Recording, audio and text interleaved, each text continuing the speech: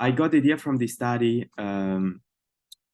based on the fact that there was a lot of research about subsurface urban heat islands and underground climate change in fields such as environmental science, hydrogeology, public health, and transportation engineering and energy. But surprisingly, to the best of my knowledge, before this work, there was no other study about subsurface urban heat islands from a civil engineering perspective. To explore and really to quantify these ground deformations caused by subsurface urban heat islands, we considered the Chicago Loop District as a living laboratory.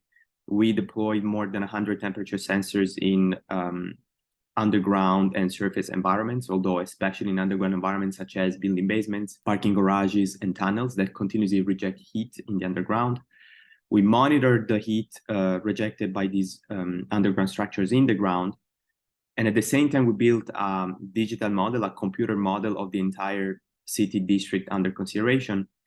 And we used it as basically a digital twin. We used it to simulate what happened in the past in the loop and what is likely to happen in the future after having validated it with experimental data that we collected on site. These ground deformations caused by underground climate change do not represent a problem for the safety of people and the stability of structures and infrastructures, but they can affect on a case-by-case basis the serviceability performance of civil structures and infrastructures, which means basically the capability of structures to meet operational requirements in terms of durability or in terms of, for example, aesthetic requirements.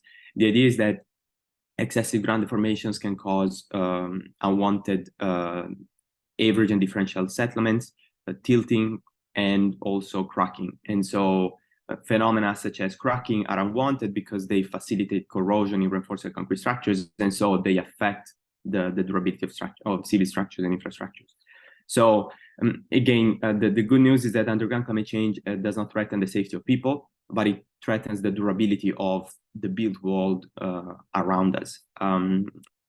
At the same time, the good news is that there are very concrete ways through which we can mitigate this phenomenon in Chicago and other cities worldwide, and they're relatively straightforward.